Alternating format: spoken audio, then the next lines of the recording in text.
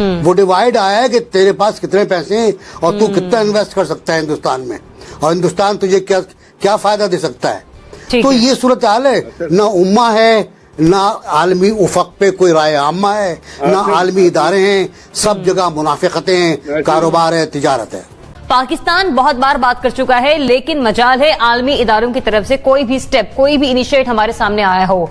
अब चूंकि बैनुल-अक़वामी तंजीमें खुद इस तरह की बात कर रही हैं, माहिरीन इस तरह की राय दे रहे हैं, हम कोई पेशरफ दे सकते हैं आलमी मंजरनामे पर? मैं आपको वापस ले चलता हूँ मनमोहन की बहुत मोहनी बातों से इंदिरा गांधी की तरफ, जिन्होंने पाकिस्तान को तोड़ने के लिए अपनी फौज भेजी पाकिस्तान के इलाके के अंदर, फिर 65 की जंग है, 48 की जंग है। तो ये एक कंटिन्यू अमल है हिंदुस्तान का एज ए स्टेट पॉलिसी। कभी कभी वो मुज़ाकरात पे आ जाते हैं, कंपोजिट डायलॉग पर, कभी उससे फरार अख्तियार कर लेते हैं और फिर कहते हैं हम बात नहीं करेंगे। फिर हम बात करने के लिए जाते हैं, वो कहते हैं नहीं हम फ़ोन करते हैं, वो फ़ोन रिसीव नहीं करते।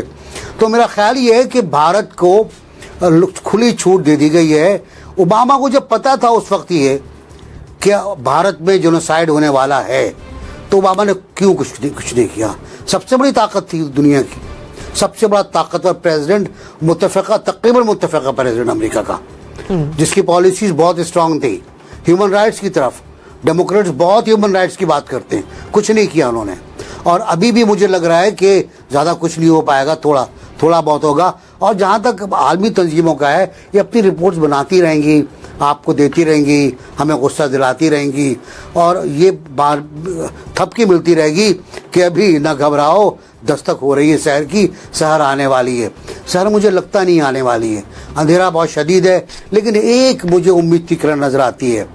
भारत में भारतीय शहरियों की अपनी स्ट्रगल जो जारी है, वहाँ सेकुलरिज्म के जानने वालों की अपनी स्ट्रगल। गाँव में भी जो जोरावर बंदा होता है, चौधरी उस पर हाथ नहीं डालता। तो बदकिस्मती से इंडिया चूंकि एक बड़ा मुल्क है, और फिर यह है कि आईटी पावर है एक, उसकी वजह से बहुत सारे ममालिक के इंटरेस्ट जो हैं उससे वाबस्ता हैं। तो चश्मपोशी इख्तियार किए हुए थे। बड़ा अच्छा हुआ ये रिपोर्ट सामने आई, और कहीं ना कहीं कोई रिपल इम्पैक्ट तो ज़रूर होगा, क्योंकि अगर इंडिया का दानिशमंद और दानिश्वर तबका ये समझता है कि इंडिया को बचाना है, इंडिया के सेकुलर इमेज को बचाना है, जो कि बड़ी तेज़ी से डिस्टॉर्ट हो रहा है, तो उन्हें आवाज़ उठानी पड़ेगी। और कुछ आवाज़ें उठ रही हैं, जैसे अरुंधति राय बड़ी आवाज़ें उठा रही हैं, और इस तरह के बहुत से लोग, बहुत सारे फिल्म स्टार बहुत आवाज़ें उठ रही हैं। अलबत्ता मुझे इंटरनेशनल कम्युनिटी से कोई ख़ास जो है वो एक्सपेक्टेशंस नहीं है। मोना बुखारी साहब ने कहा कि इंटरनेशनल कम्युनिटी रिपल इम्पैक्ट तो दे सकती है, लेकिन जो सॉलिड इम्पैक्ट है वो इंडिया के अपने अंदर से ही आएगा। लेकिन फिर भी आप इंटरनेशनल कम्युनिटी से कुछ तवक्कुआत रख रही हैं? देखे जी, भारत में दहशतगर्द भिजवा दिए, जैश के लोग भिजवा दिए पाकिस्तान ने, तो मतलब इस किस्म के मज़ाक़ा खेज किस्म के वो करते रह रहे हैं क्लेम्स, क्योंकि वो उस चीज को, उस एम्बेरसमेंट को काउंटर करना चाहते हैं।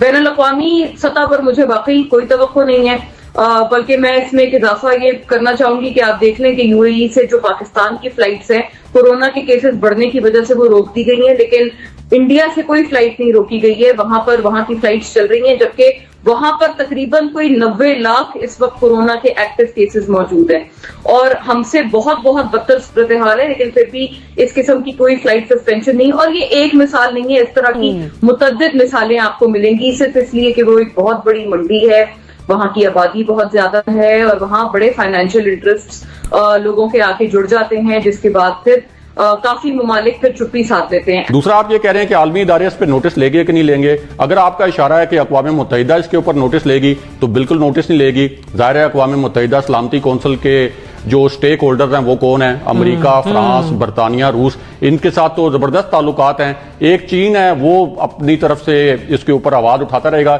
लेकिन चीन के अंदर अपनी भी कोई इंसानी हकूक की कोई हालात जो हैं कोई बहुत अच्छे नहीं है, तो इस वजह से उसकी भी आवाज में जो है वो इतना असर नहीं होगा।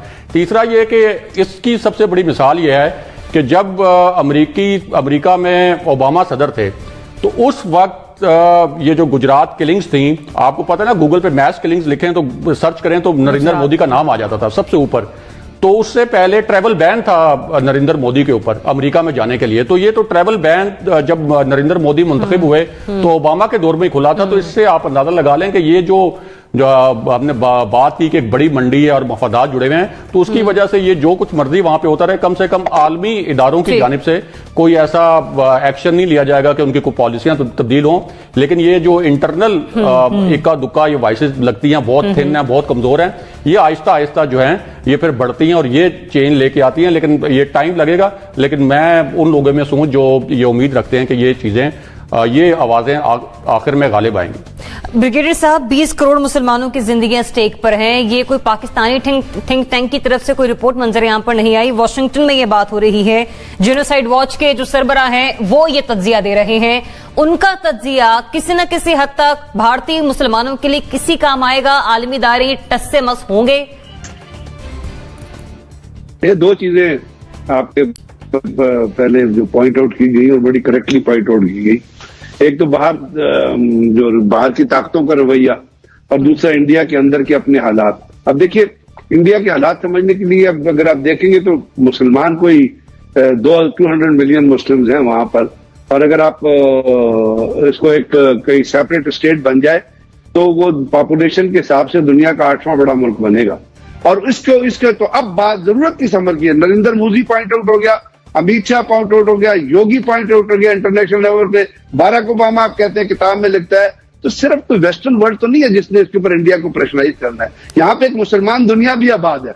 और ये मत कहें कि अगर बाहर से कोई प्रेशराइज नहीं करेगा तो इंडिया बड़ी मंडी है तो किसी के भी काम आएगा। हम भारतीय मुसलमानों की बात करें, अंदर से मतलब आप ये कह रहे हैं कि हमें आलमी दायरों से जो तवक्कुआत रख रहे हैं उनको एक साइड पे इकट्ठे करके मुस्लिम उम्मा का इत्तेहाद जरूरी है।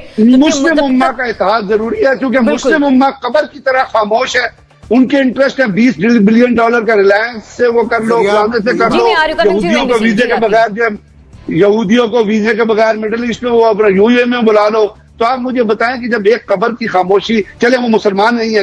पहली बात तो ये कि मुझे पैनल से बहुत ज्यादा खुशी हुई कि 4 अफराद ने मुझसे इख्तलाफ किया और वो कहा कि आलमी इदारे अपना किरदार अदा करेंगे। मेरा अब भी कहना ये है कि अदा नहीं करेंगे आलमी इदारे। तो कहा कि नहीं। जहाँ तक मुस्लिम उम्मा की ताकत का थोड़ा बहुत हल्का फुल्का शायद कर सकते हैं। चलिए कीजिएगा, क्रॉस लगा हुआ है। जहां तक मुस्लिम उम्मा का ताल्लुक है, मैं तो उसको तस्लीम ही नहीं करता कि मुस्लिम उम्मा मौजूद है। मुस्लिम उम्मा टुकड़े टुकड़े हो चुकी है, किरची हो चुकी है। वो जो एक हमने खूबसूरत वास बनाया था लाहौर OIC में, वो टूट गया। वो सब लोग कत्ल भी हो गए, मारे भी गए, खेत गए, और उसके बाद मुस्लिम उम्मा का कॉन्सेप्ट खत्म हो गया। अब वो जो डिवाइड आया है वो इकनॉमी की बेस पर आया है। वो डिवाइड आया है कि तेरे पास कितने पैसे हैं और तू कितना इन्वेस्ट कर सकता है हिंदुस्तान में, और हिंदुस्तान तुझे क्या फायदा दे सकता है। तो ये सूरत हाल है। ना उम्मा है, ना आलमी उफक पे कोई राय आम्मा है, ना आलमी इदारे हैं। सब जगह मुनाफिकतें हैं, कारोबार है, तिजारत है। और ये वो मिडिल ईस्ट है जिसके लिए अरब इसराइल जंगों में पूरा अरब खित्ता मिलकर इसराइल का कुछ नहीं बिगाड़ सका था। पाकिस्तानी पायलट्स यहां से गए थे। ये आपकी UAE की जो एयर फोर्स है ये पाकिस्तान ने बनाई, और इनके जो पहले 3-4 चीफ्स थे, एयर चीफ, वो सारे पाकिस्तानी थे। ईरान इराक की जंग हुई, 20,000 पाकिस्तानी फौजी जो हैं वो सऊदी अरब में मौजूद थे। तो जाहिर है अब ये सारा तजारती पार्टनर, आपको पता है $70 अरब की रिफाइनरी लगा रहा है सऊदी अरब वहां पे। चौथा बड़ा तजारती पार्टनर है सऊदी अरब जो है इंडिया का। तो जाहिर है कि उनके इतने ज्यादा तजारती मफादात हैं और इस वजह से वो बोलते नहीं हैं। और 40% जो आपका ज़र मुबादला है इंडिया, जो पूरी दुनिया से $83 बिलियन आता है, उसमें से 40% मिडल ईस्ट में से आता है, और उस 40% में से 35% UAE और सऊदी अरेबिया से इंडिया को मिलता है। तो वो हमारी जो उम्मत है वो इसी वजह से सोच रही है। ब्रिगेडियर साहब एक क्विकली कमेंट अपना ऐड कर दीजिए। जी आप कुछ कहना चाह रहे हैं, फिर मैं अगले सवाल की तरफ बढ़ूंगा। मैं ये कहना चाह रहा हूँ कि सिर्फ इकोनॉमी जरूर होती है, इकोनॉमी बाइलैटरल होती है। इकोनॉमी बाइलैटरल होती है। आप बाइलैटरल इकोनॉमी चलाएं, किसने मना किया है? दुनिया में कितने सारे ममालिक हैं जिनके अंदर इकोनॉमी भी चलती है, इशूज पे भी बात होती है। क्या इशूज पे बात करना भी अलाउड नहीं है? इशूज पे बात उस वक्त होगी जिस वक्त आप कंपेल करेंगे किसी को बात करने के लिए। इकोनॉमी कौन रोकता है दुनिया? मैंने आपको कहा ना, ईस्ट तमीर की कौन सी इकोनॉमी थी? यूएनओ ने उसको आजाद कराया। क्यों आजाद कराया? इसलिए कि वहां पे क्रिश्चियन थे, रोहिंगा मुस्लिम मरे चूंकि मुसलमान थे, 25,000 रोहिंगा मुस्लिम लगे, कोई आवाज नहीं उठी। तो आपको कहीं ना कहीं जाके दरवाजे नहीं, अंदर से अगर आप एक्सपेक्ट करते हैं ना कि इंडिया टूटेगा, तो I am sorry, narrative Hindutva पे मबनी है। अगर वो नैरेटिव खरीदा जा रहा है तो आप भूल जाएं कि अंदर से कोई इंडिया टूटेगा, इंडिया से आवाज उठेगी। और जब तक आप उसको लेके आगे नहीं चलेंगे, और वैसे फॉरेस्टली प्रोएक्टिवली आप लेके आगे नहीं चलेंगे दुनिया की अपना हुकूमतों के पास, तो ये मुसलमान इसी तरह सफर करते रहेंगे और कश्मीर भी इसी तरह सफर करता रहेगा। सही। तो मुख्तसर ये कि मुस्लिम उम्मा को यहाँ पे कोई ना कोई रोल प्ले करना होगा। अनटिल अनलेस मुस्लिम इत्तेहाद की तरफ से अगर हम कोई पॉजिटिव रोल बनता हुआ नहीं देखेंगे, उस वक्त तक हम आलमी इदारों से कोई भी हमारी तवक्को रखना हमारे लिए बेसूत होगा। जब तक इकोनॉमी का ये हम देख रहे हैं कि एक शेल है और उस पर राज कर रहा है भारत, जिस तरह से उसकी बहुत सारे ट्रेड और उसके तजारती मफादात दूसरे ममालिक के साथ जुड़े हैं।